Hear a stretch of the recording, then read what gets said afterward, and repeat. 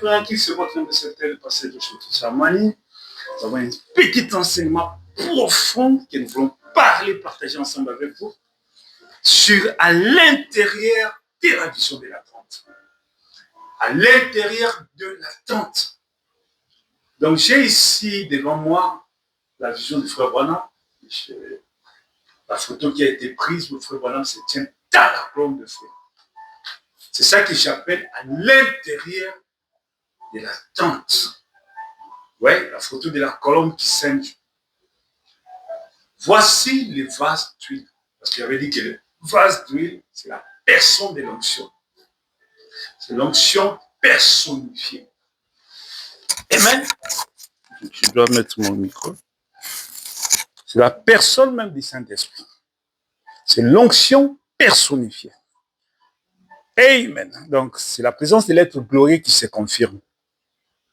Dans l'attente, cette gloire de la présence de l'être glorieux, parce que ça jaillit de la présence de l'être glorieux qui crée l'atmosphère qui était dans les jardins d'Éden, quand Adam était dans les jardins d'Éden.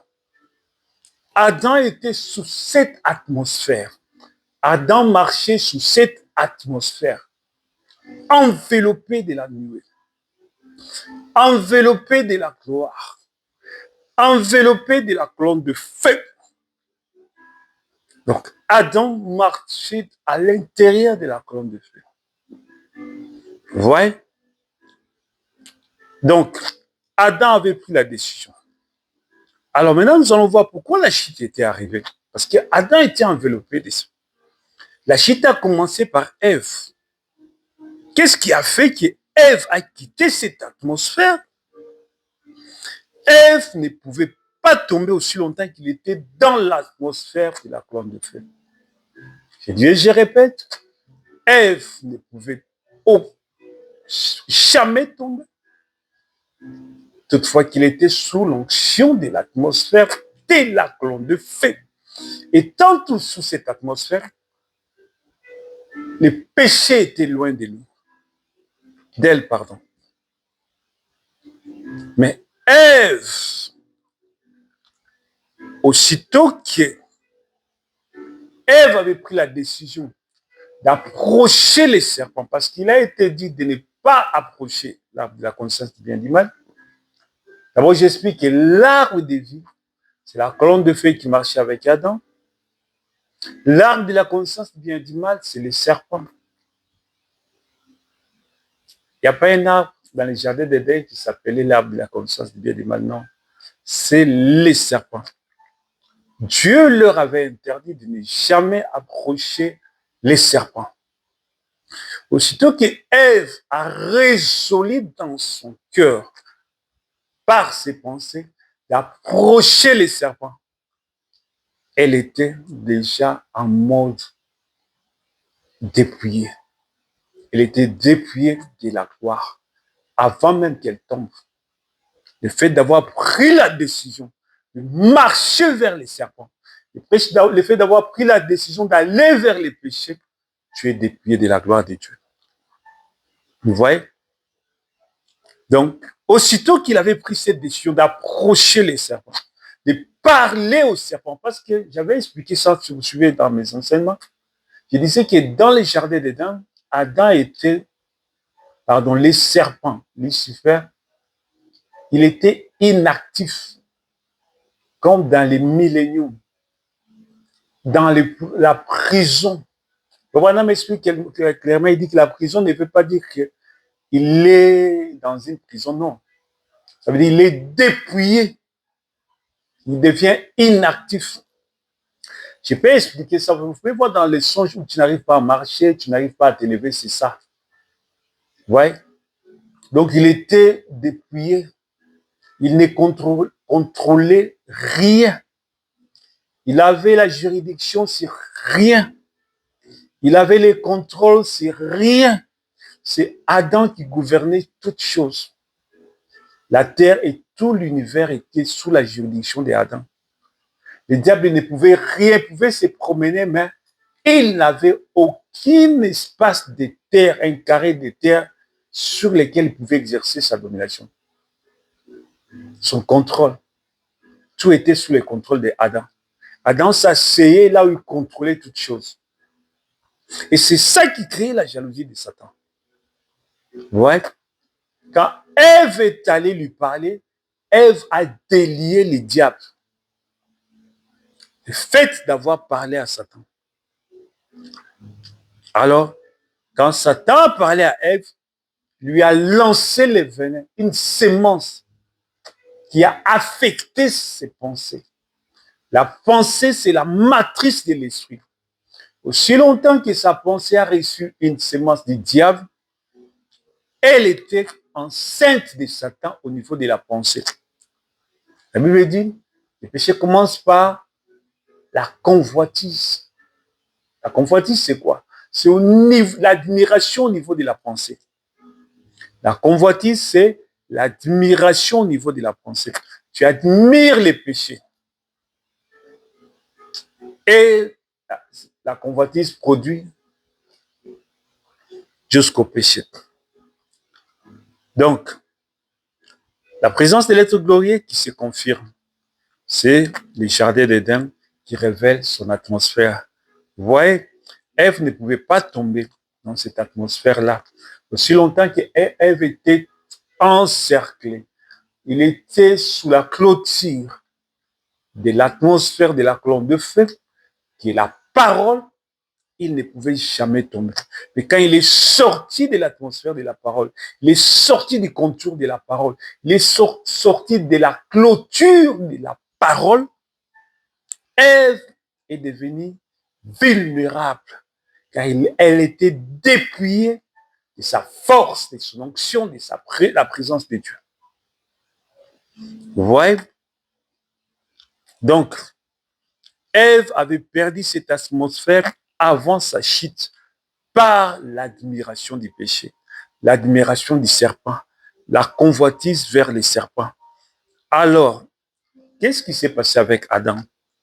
Adam avait pris la décision, quand elle a vu Ève tomber. Le Wanam dit clairement que Adam et Ève ont fait plus de 20 ans avant la chute. En lisant la Bible, c'est comme si les choses s'est passées après une seconde, après une minute, après. Non. Ils ont fait des jours, des mois, des années dans le jardin d'Éden avant la chute. Adam est resté seul plus de 20 ans. Ève est créée plus tard. Et le péché est venu, il y a eu des années quand même, Ève est tombée. Adam n'est pas tombé à la minute même, non. Adam est resté observer Ève. Il a vu la mort d'Ève. Alors, Adam a pris la décision, après une longue période de temps, et Adam a décidé de mourir avec Ève, de marcher avec Ève. Vous voyez? Parce que Ève était l'os de ses os, chair de sa chair. Elle voyait que, oh, c'est fini, Ève va partir, je vais encore rester seule. Alors, elle a voulu accompagner Ève. C'est ce que dit Frère Branham. Parce que Frère Branham l'a vu dans la vision. Donc, Ève ne pouvait pas tomber dans cette atmosphère. Ève a perdu cette atmosphère avant la chute. Alors, en ce qui concerne Adam, Adam avait pris la décision de laisser sa gloire et de marcher avec Ève. Ce que Christ avait fait, car Adam était l'ombre de Jésus-Christ. Le premier Adam était l'ombre du second Adam. Vous voyez, au Gethsemane, oui, dans les jardins d'Éden. Donc, j'ai fait les parallèles au Gethsemane, qui est un jardin, avec Adam dans les jardins d'Éden. Christ a pris la décision dans les jardins de Gethsemane. Adam avait pris la décision dans les jardins d'Éden. Amen. Donc, Philippiens 2, 6, 8. Philippiens 2, 6, 8. Lesquels existant en forme de Dieu, n'a point regardé comme une proie arrachée d'être égal avec Dieu. Même, c'est depuis lui-même qui, Christ, en prenant une forme de serviteur, en devenant semblable aux hommes, et en paru comme un simple homme, il s'est humilié lui-même, se rendant obéissant jusqu'à la mort, même jusqu'à la mort de la croix. Hébreux 2:7, Amen, Amen. Tu l'as abaissé pour un peu de temps au-dessus des anges, tu l'as couronné de gloire et d'honneur. Adam a été abaissé pour un peu de temps, pendant 6000 ans. Hébreux 2, 7, 9. Tu l'as abaissé pour un peu de temps au-dessus des anges, tu l'as couronné de gloire et d'honneur. Mais c'est lui qui a été abaissé pour un peu de temps au-dessus des anges, afin que par la grâce de Dieu, il souffrit la mort pour tous. Et si je fais les comparaisons, je prends les métaphores, Adam, qui a été abaissé par les péchés, Adam a été abaissé de l'autorité qu'il avait, parce qu'avant c'était Dieu, Adam et puis les anges. Maintenant, Adam a été abaissé au-dessus des anges. Je compare ça avec Jésus-Christ, qui lui-même a accepté, il s'est abaissé, il a laissé sa gloire au ciel, il a été abaissé au-dessus des anges, il est devenu l'homme. Et il portait un corps semblable à notre, mais étant Dieu, dans la chair, car un fils nous est né, un enfant nous a été donné, on l'appellera Père éternel, Prince de la paix. Vous voyez? Alors, il a accepté de marcher avec nous, d'être semblable à nous, de naître comme nous, mais par une naissance virginale. Donc, après 6000 ans dans la vision de l'attente, Dieu l'appelle, Dieu dit, je t'ai rencontré là, ou dans la nuée, parce que la même voix qui avait chassé Adam du jardin d'Éden, c'est la même voix qui appelle Adam, de retourner dans les jardins d'Éden. Je t'ai rencontré là, et ça sera le troisième pôle, et ça sera le jardin d'Éden. Daniel 7, 13. Je regardais pendant la vision, une vision nocturne, et voici sur les nuées des cieux arriva quelqu'un qui se semblait à un fils de l'homme. Il s'avança vers l'ancien des jours. On les fit approcher de lui. Et voici la nuée. Amen. La nuée qui a été filmée, photographiée le 28 février 1963, après avoir visité Frère Branham. Amen. À l'intérieur de la nuée, il y avait les sept esprits de Dieu, les 7 messagers, la théophanie des 7 messagers, l'ange, les 7 anges qui ont accompagné les 7 messagers. Amen. Alors, il faut que les 7 passent et sur la nuée. Parce qu'à l'intérieur de la nuée, c'est comme la pyramide, la statue de l'homme parfait. La partie des bas, c'est les 7 messagers, les 7 âges de l'église. Sur la nuée, et même, la cérémonie se passe. Ou sur la nuée, vous voyez, les fils s'approchent sur la nuée, dans la vision de l'attente. À l'intérieur de la petite maison carrée, ça sera le troisième pôle. Daniel 7, 13, 14. Je regardais pendant mes visions nocturnes, et voici sur les nuées des cieux arriva quelqu'un de semblable à un fils de l'homme. Il s'avança vers l'ancien des jours, on les fit approcher de lui, on lui donna la domination, la gloire, les règnes, comme Adam au commencement, faisons l'homme à notre image, afin qu'il domine.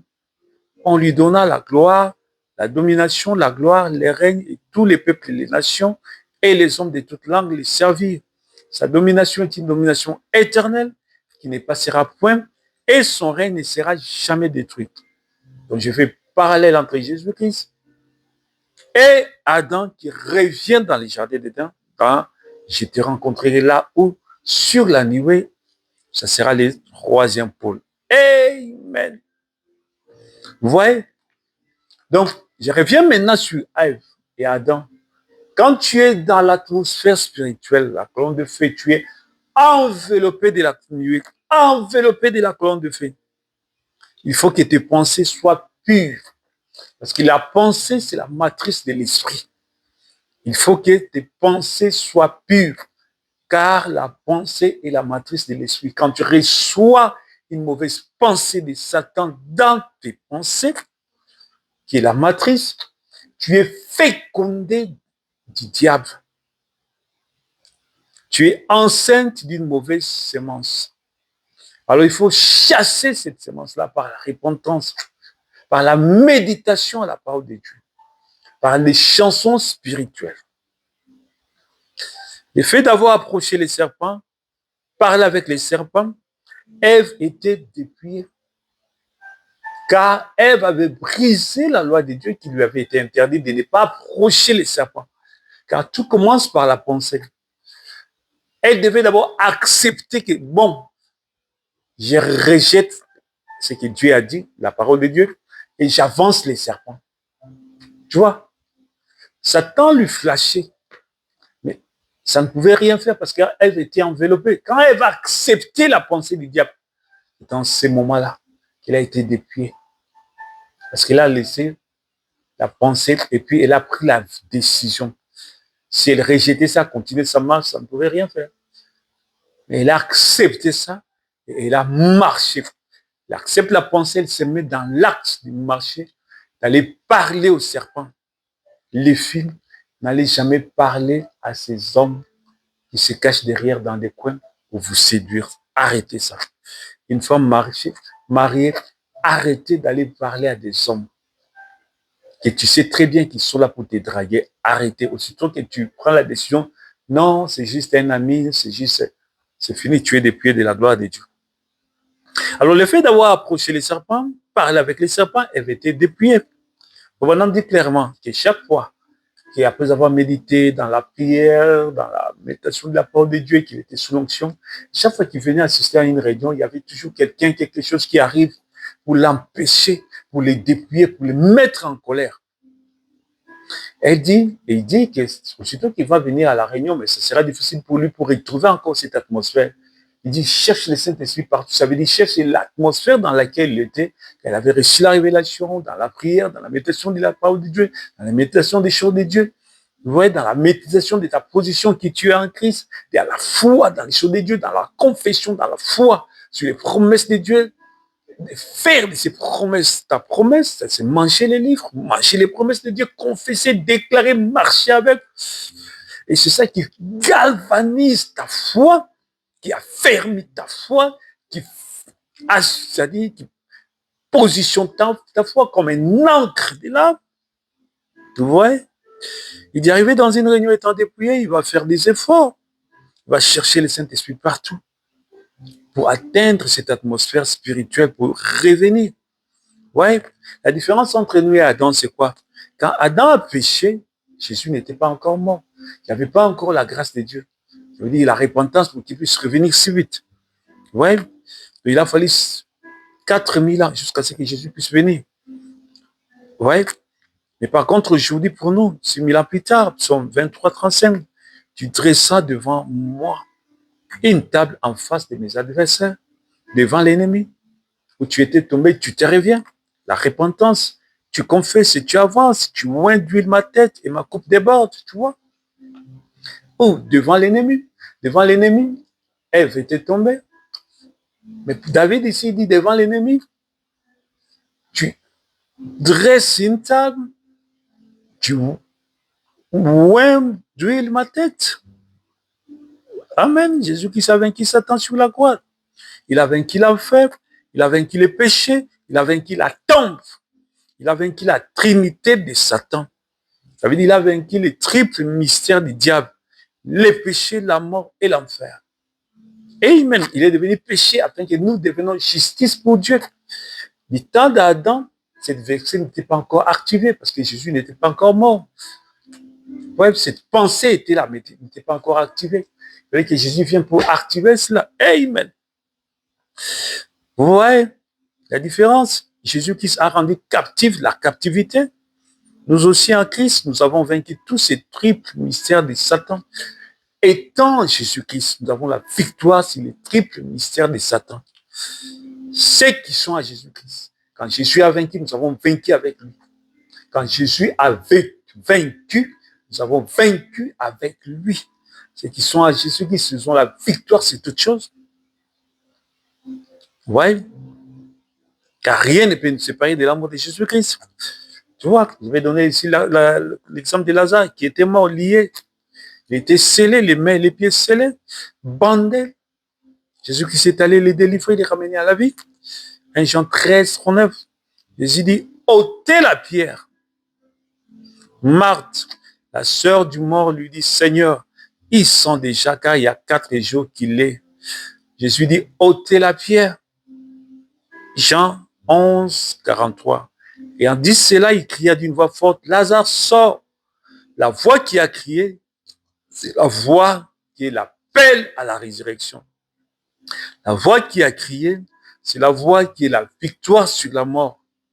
La voix qui est la criée, c'est la voix qui nous donne la victoire sur la mort. La voix qui a crié, c'est la voix qui nous appelle, qui nous donne la victoire sur la maladie.